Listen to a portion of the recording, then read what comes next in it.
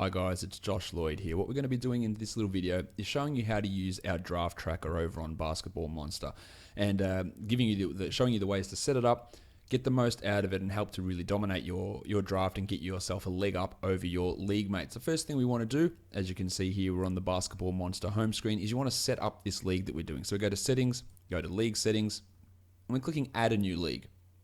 So many of you would know how to do this, but plenty of new users, you might not have seen all this functionality. So we want to name our league. Let's just call it Mock.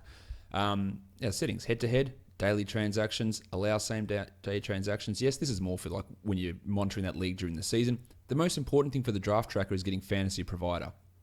So whether it's Yahoo, whether it's ESPN, whether it's CBS, whether it's Fantrax, we can connect live to all of those providers in the draft tracker, but you need to make sure you're selecting the right one. Now on this one, I'm going to be doing a standard 9-cat Yahoo 12-team league. So I'm going to click Yahoo there, and that'll enable me to have live integration into the Yahoo draft room. Over here, league size, number of teams 12, number of players per team 13, pretty standard. We've got our standard 9 categories here. They're the first 9 categories. You can see all the other ones that you can add in and take things out as you see fit. And then also, if your draft is an auction, you set the dollars here. So budget per team, normally it's $200. You set that in there. And the number of $1 players. A lot of people will ask this question. It's how many, and there's no exact science to this, but it's how many players per team on average do you think your league will have that cost $1? Because some leagues go really aggressive and bid up for the stars, and they're not left with much money, so they're left with 5 blokes on their team that cost $1 each. So you'd put in 5. In general, I put in 4 as a good estimate. Some teams will have 5 $1 guys, some teams will have 2. You can do it as 3 if your league's a little bit more conservative, but it helps to properly allocate the dollars to the higher end guys, which is more representative of how your league is going to look. But we're not doing an auction for this one. We're doing it as a snake draft. This all defaults here in the league defaults to stat display and value type as per game. That's the best way to do it. Another option you can do is use replacement players. So players who have got pre-existing injuries like an Isaiah Thomas, a Jabari Parker, a Zach LaVine. If you push that in there, it'll take the 30 games that Parker is assumed to play, and then it will fill out the rest of his games with a league average waiver wire quality player of 52 games and average those numbers. In general, you probably don't need to do that, but it is something you can do to take advantage of those players who are going to miss time. So this is all set up now. We'll push save settings, and that'll bring this up as our draft. So over here in the league settings, you can see mock. Yep, Yahoo, head-to-head, that's right. So now we go into the rankings column and go to draft tracker, and this will bring up the draft tracker on our screen. So now the next thing I need to do is, as you can see up here, it says Yahoo League ID, a blank spot, then it's open draft. So what we need to do is we need to go and find that league ID. So let's head across to Yahoo and find which mock draft we're going to join. I think we'll join this one here, this fadeaway jumper. I'll pick from the number 5 spot. All right, there we are. So we're into there. Now, once this draft starts up, we'll be able to see everything ready to go.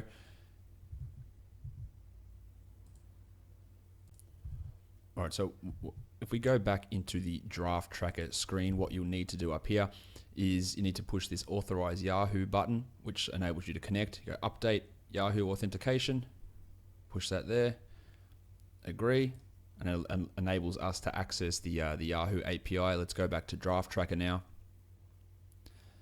And if we go back now to the Yahoo screen, so I can show you what's happening there.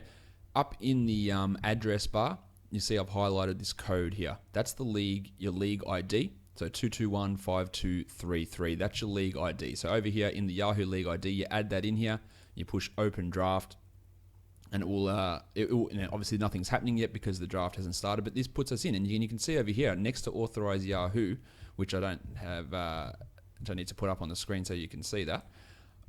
Over here, you can see the code in Yahoo League ID, and next to Authorize Yahoo, you've got Selected Team, and it's pre-selected my team there. Now it's got the other people who are currently in this mock there, but that's going to you got to make sure that your team is on Selected Team. And then when the selections get made, which I'll show you very soon, you'll see it all update in real time. So that's how you set up your draft tracker. The next thing we want to look at is these different columns. So we've got value. You know what value is. It's the standard value of players that we have. Dynamic value is the same at the moment. So you can see dynamic value, it's roughly the same. But once players come off the board, it recalibrates the dynamic value. So some players might become more valuable at that point because of the statistics that they're bringing become rarer at that point of the draft. So their dynamic value will change. And then there's positional value, telling you how scarce that position is. Have certain positions come off the board, you'll see, guys have significantly more value at different positions, even though their overall value might be the same. So you've got Kawhi Leonard and Steph Curry here, who are both overall value 0.77 for Kawhi and 0.76 for Steph, but the gap between their positional value, Kawhi's is higher because small forward is a little bit more of a shallow position. So that's the sort of difference it makes. Also, you go Giannis and Towns, the same value, but their position value is a fair difference because of Giannis's eligibility at small forward. That really does help him in getting that extra value there. The next thing that I like to do, and this is maybe a personal preference, but when I'm drafting, especially in a 9-category league, you got your punt categories over here. So I always turn off turnovers because I think it inflates players' values significantly. And I always turn off, even in 9K leagues, I turn off turnovers. I punt them when I'm looking at it. The next thing you need to look at is categorical scarcity, which you can see here, and it tells you how hard it is to get certain categories. When a category is green, it becomes easy to get. When a category is red, it becomes difficult to get. So at the start of a draft, blocks and field goal percentage are the toughest categories to get, whereas steals are the easiest.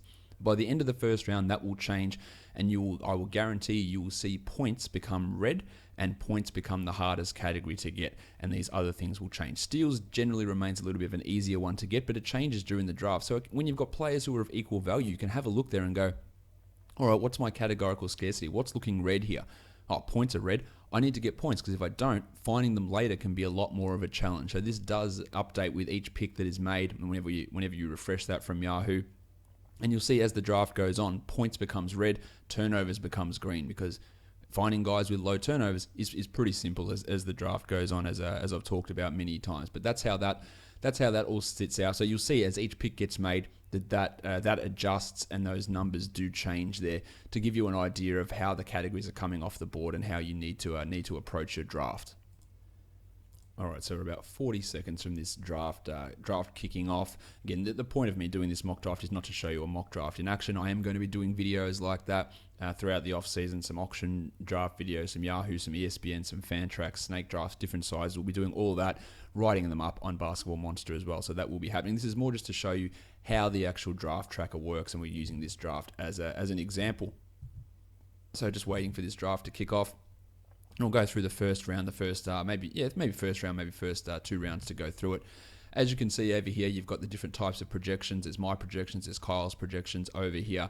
You've got the user replacement figure here, which you can push as well. You can change things to total value, which I don't really recommend. I normally like to go with per game. The total is helpful if you're really paying attention to games played, but in general, he should be.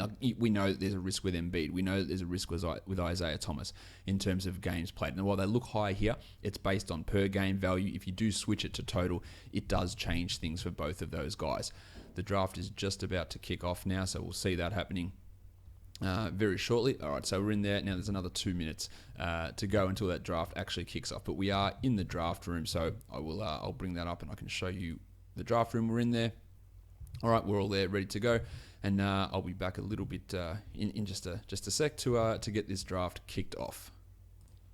All right, so we've got 50 seconds until this draft kicks off. So you don't have to refresh after every single pick. What I like to do is refresh a couple of times around, but make sure I've got an eye on where I am in the actual draft, and checking where everything is coming up, and making sure I'm prepared and have a few names there. But you get your decent amount of time. Some drafts are a little bit challenging. They give you the commissioner might set it to 30 seconds per pick, and you've got to really be ahead of things.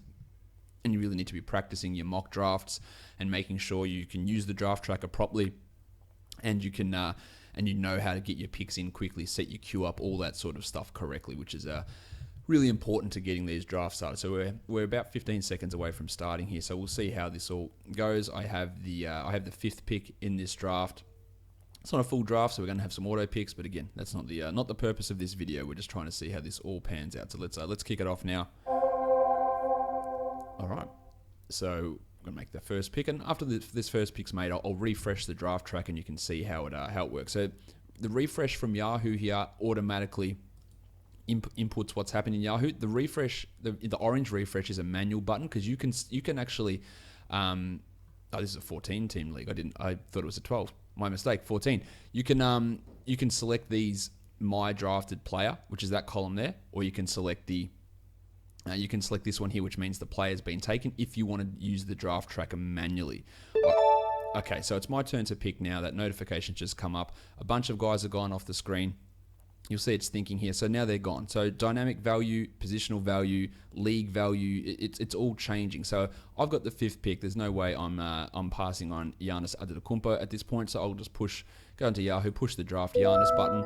And now if I push refresh from Yahoo, you'll see Giannis come up in my team here. All right. Giannis Antetokounmpo now is on my team. It gives me all his stats. The categorical scarcity you can see has changed. Turnovers now become green, easy to get. Points now become the hardest category to get. Free throws, influencing free throws is also a hard category to get. Assists become tougher to get as well. Just after these first 6 picks or 5 picks, that's what's happened. You can tell at the top, I've got one of my players. 5% of the total 182 guys have gone. We've had 8 picks so far in the first round. And once we get, you see here, it says you must complete 1 round before viewing projected standings. After the first round, it will give you the projected standings based on, you've got head-to-head matchup here, or if it's a roto league, the roto setting will be set. So that when you set league settings up for head-to-head or roto, that'll automatically be pre-selected. Head-to-head is based on punting strategies and head-to-head matchups and how you fare against each team. Roto is based on roto. I don't think there's much to talk about with that one. That's a pretty straightforward. So we're almost at the end of this first round now. Got 3 picks left to go, and then we'll see how everything changes. So if I push refresh again now, you'll see these categorical scarcities change once more. Once all this updates, and you'll see points become even redder. So it's gone from negative 1.17 to negative 1.34.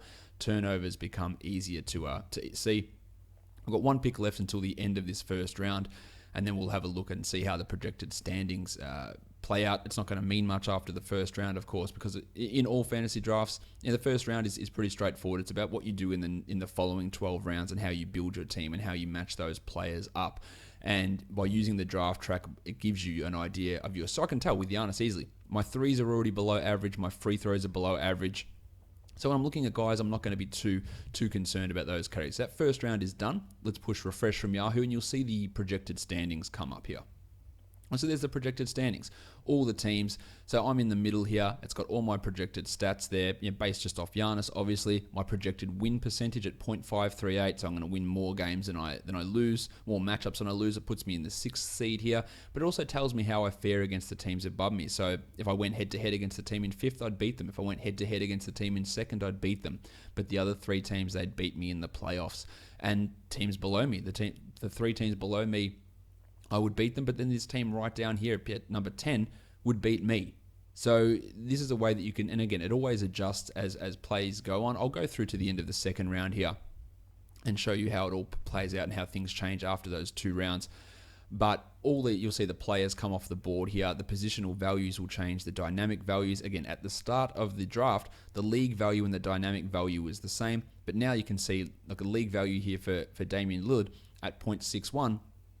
And the dynamic value at 1.01, like it's a significant difference. It pushes him above other guys. And part of that is because points are becoming so scarce and we know that Lillard is going to score so much. Jimmy Butler's positional value through the roof because all these small forwards have gone. Giannis, Durant, Leonard, James, all those guys have gone off the board.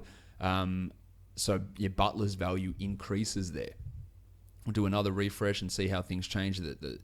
His points number is just going to continue to come down as these players come off the board and turnovers are going to continue to go up. So Lillard's still on the board here at pick. Wherever pick we're at. I think I just went off the board. We're coming up to my next pick as well. And when my pick comes up, I'll refresh it and I'll see who's there and I'll see how the values look and I'll see how my team looks and how I want to fit them in. 1 pick away from mine, we've got Walker, Lowry, Hayward, McCollum still on the board. Obviously Joel Embiid is still there, but I'm not sure I want to take that risk at this point. But again, this is not about drafting. It's about using this draft tracker. So let's have a look. All right, I know my threes and free throws are in a bit of trouble with this team. Points are hard to come by. Assists are relatively hard to come by. I reckon I'm going to take, I'd like to take a big here, even though those assists are hard to come by, because we know that bigs can be tough to find. So with 7 seconds left, I'm on the clock, and I'm going to panic draft Marc Gasol because I wasn't prepared. But now I'll add Marc Gasol to my team to get myself a solid center there, and you'll see him appear on my team now. Now, how does my team look? Points are looking decently strong.